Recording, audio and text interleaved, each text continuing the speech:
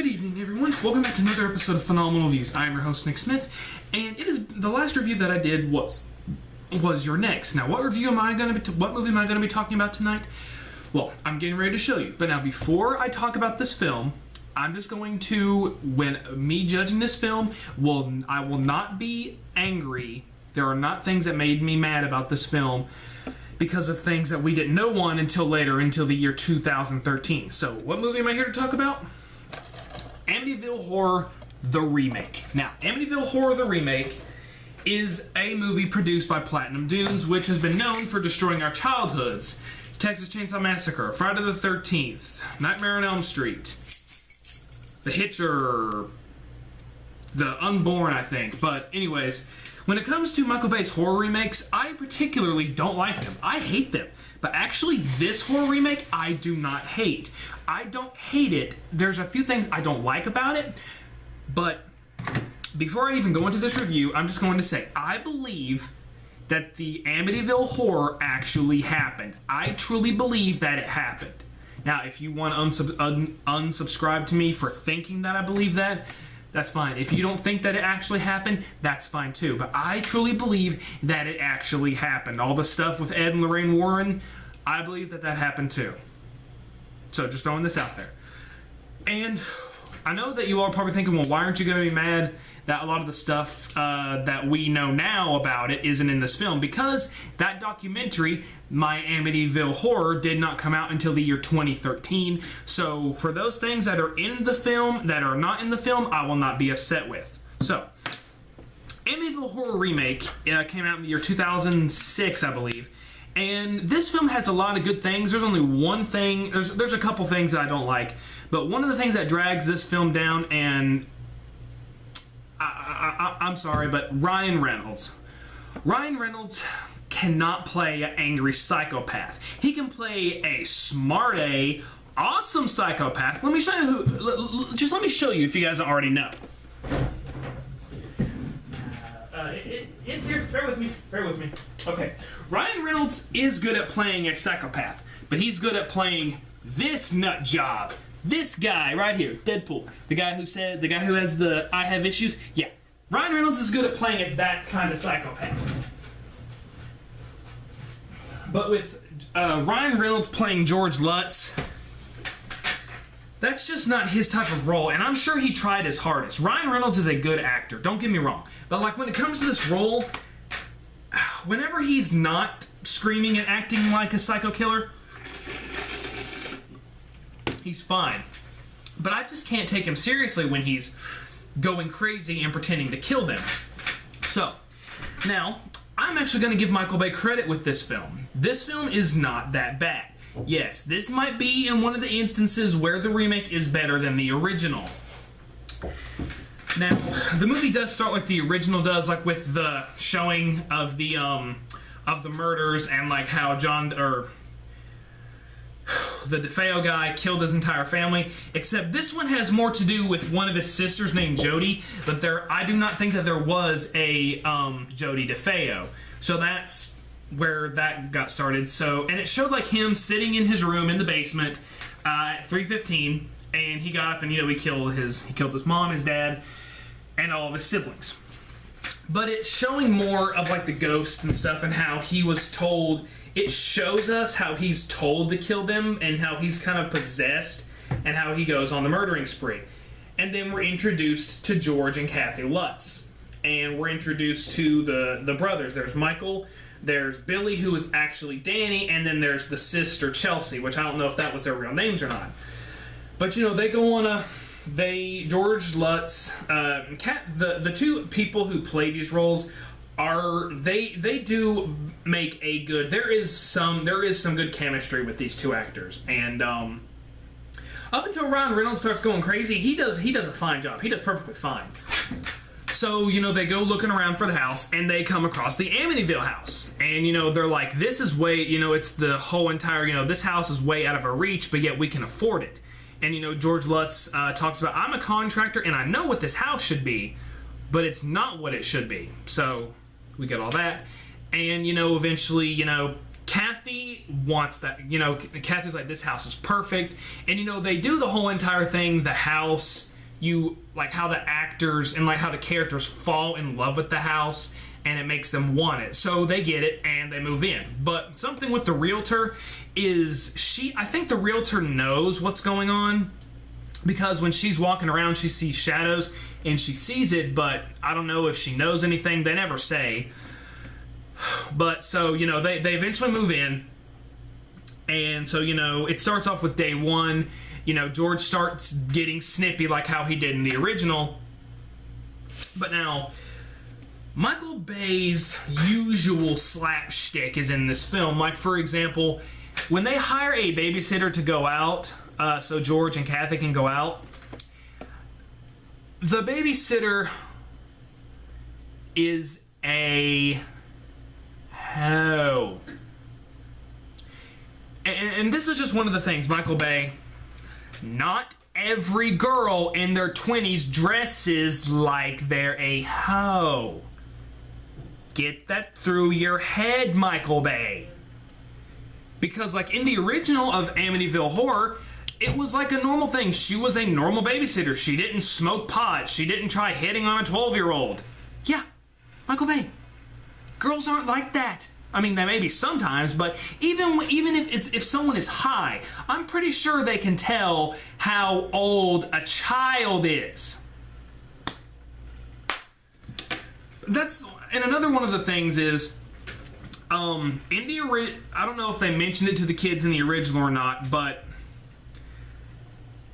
the kids don't find out that bad stuff happened in the house until after the babysitter experiences the ghost taking her finger and putting it through her head. And like, you know, like the babysitter tells about like all the stuff that happened and how the two people or the two kids the rooms that they were sleeping in, that's their room now. And so, and like the thing like with the child, with the little girl Chelsea, she befriends a ghostly spirit named the Spirit of Jody, who 1 minute acts good and 1 minute acts evil. Now, one theory I came up with, maybe it's the evil spirit possessing the good spirit, making the little girl want to do horrible things. Like, for example, when George and Kathy are driving back from the hospital because George had something in the bathtub, she gets on top of the house and she tries to jump off. And she keeps saying, Jody wanted to show me something. They don't really hint at why, but now, like in the original, the daughter did talk to an imaginary friend. That's been the whole case. That's been the thing, like with the whole case. There was some imaginary friend, and just like in The Conjuring, it was something like that with The Conjuring. But you know, like they do show how like whenever George is in the house, it affects him more. He starts going crazy, but when he gets out, he's perfectly fine. And like as he starts getting more crazy, he starts wanting to kill them. And in the original, that's not how it went. I mean, I understand if you want to ant it up, like, you know, make him more angry and more crazy. But the thing was, he did not try to kill the family. They hinted at in the original that he might, because when Kathy goes to the library and does research, she sees George's picture, but it's actually Ronnie DeFeo, and so she runs to the house and tries to get out before anything happens, and they do. In this one, they decide to have George go on a killing spree, or try to go on a killing spree at least, and it's okay. It's not anything spectacular, but actually, the real George Lutz tried to sue this movie because Ryan Reynolds ends up killing the dog, Harry. And that's not the case. In the original, Harry gets left behind, but then George stops and goes and gets the dog. And so I can understand why George Lutz, or the real George Lutz, would want to sue Michael Bay and his company. Of course, I'm surprised almost every child hasn't tried to sue Michael Bay and his company, but I digress. And the thing with the priest, when he goes in there and like he's throwing holy water, they never really showed like the water making the house actually burn. But I actually prefer the original when the room goes silent and the door opens and he hears "Get out" softly, and then the spirit screams "Get out," and it just gives you chills. But with the remake, the remake is more based on the book. Now, I have not read the book. I really want the book, but for some reason I can't find the dang book. I went to Books A Million. I went to other places, and they have all the other books I want, but for some reason I can't get the Amityville horror book. Why? Why? But this film did do okay with keeping with tabs and with the original. Like, they do bring up how it was on an Indian burial ground, sort of. In the original, they had this lady that was friends with the Lutzes, and she was like some kind of physical medium or something like that. She seen like what the place used to be, and all the evil was coming from a well. And this one, it's the basement. The basement is where everything is going wrong, and they don't have no physical medium to help them in this film. And George eventually moves down to the basement. And they make it to where that's where the evil is, like I just said, because they base this one more off of the fact like there's an angry Indian who does not want anyone on that property, and he won't make them do anything until they get off the property. And they also based it off some kind of killer who would kill the Indians, and that's where all the evil was coming from. And they would eventually, and like Kathy would see all these things like catch them, kill them. And they would just like keep hearing that over and over and over, catch him and kill him, catch him, kill him, catch him, kill him. And that's like what they were screaming to Ronnie DeFeo, catch and kill him, catch and kill him. And so that's where Ryan Reynolds was getting all the anger and everything. And you know, like the first couple of nights, you know, like the first night, I think, is when George dives under the water to try and find Chelsea, because he keeps hearing the dog bark near the boathouse, and the dog is always near the boathouse because the dog knows that there's something bad around the house. And so George starts going so crazy, that's when he accidentally kills the dog. And yeah, but Ryan Reynolds is not a bad actor. I think he's a good actor, but playing an angry psycho killer, it just doesn't work with him. For me, it just didn't work. I prefer the guy who played him in the first movie, but they didn't have George go on a killing spree. They had it hinted at that he might, and that built up the suspense more. The first movie actually gave me chills all over my body. And this one, it was just, eh. But like, this is actually not bad. You know, once again, I'm not going to compare this to my Amityville Horror because we didn't know things that we know now. They were just going off stuff that was in the book and stuff from the original film with the flies and everything. So, and you know, they did actually kind of build on the tension between George and Billy, also known as Danny, because in my Amityville Horror there was tension between the two. They didn't make George what they supposedly said what they said he actually was.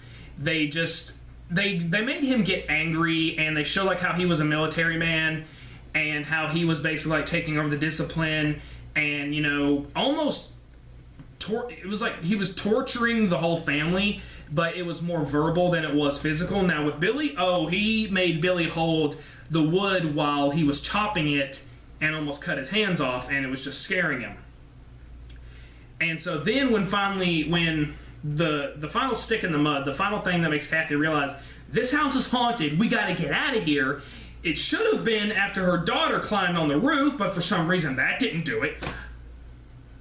I don't understand why, but I digress. She goes to the library and finds out everything that happened, and then she calls up George, and he tears the phone, and then he starts going crazy, and like he goes down there and he knocks the wall down, and he finds the torture chamber and everything that was in their house, and that was all boarded up. And so then when Kathy gets home, she's finding all the kids. She's trying to find all the kids, and she finds out that George has made caskets for all of them. One for her, one for Billy, one for Michael, one for Chelsea. And the spirit was basically trying to make him kill them, like how it did with Ronnie DeFeo. And so eventually, like, you know, like we get this kind of fight, sort of like where he's kind of walking slow like Michael Myers with the shotgun, and then they get away from him from that. They actually end up having to climb on the roof and then get back in the house, and then Ryan Reynolds gets the axe, and he when he's getting ready to attack Billy and kill him, she has the shotgun, and she's like, "Stay away from my son, back the F off." And then she hits him in the face, and then they make it to where he gets up, and they're running away. He gets up, and then he takes the axe and he hits Kathy in the stomach. And then Ryan Reynolds wakes up and he's like, "Kathy, kill me now, or I'm going to kill you." And Kathy says, "No one is dying today." So then she hits him in the head, and then they carry him down to the boathouse, and then they drive away from the house in a boat. And then we get the whole entire how they left after 28 days, never came back for their possessions. And then they decide to have the film end with the supposed good ghost, the kid, who then gets dragged down to the basement, which I'm guessing is the evil ghost. And they basically say, "You left, and now there's no one to distract the evil ghost, and now she's going to be tortured forever," or whatever. This film is okay. I mean, it's not something that you must own. I honestly would prefer owning the original to the remake, but there are some categories, and there are some things where the remake is better than the original. But other than Ryan Reynolds I personally feel not doing a good job as George, this movie is not that bad. The acting is okay. As the story is amped up and twisted around a little bit, and things happen at different times, it's not bad. It's honestly not bad. I say, if you don't want to buy it, rent it, find it online, give it a watch, and honestly, tell me what you guys think. Do you guys believe that the Amityville horror really happened? I personally do. If you do, put in the comments below. If you don't, put it in the comments below. Which do you prefer? Do you prefer the original, or do you prefer the remake? And this is honestly, other than Texas Chainsaw Massacre at the beginning, this is the only Platinum Dunes film besides the second Conjuring movie that I like. So there's 3 Platinum Dunes movies that I actually like: Texas Chainsaw Massacre at the beginning, the Amityville horror remake, and Purge Anarchy. So yeah, but guys, this has been another episode of Phenomenal Views. Stick around, because I will be doing another review of a book. I will be doing the sequel to Jurassic Park: The Lost World. Guys, put in the comments below, hit that like button, and again, if you're hanging upside down, hit the one that looks like this. But if you're right side up, don't hit this one. Hit this one. Guys, have a good night.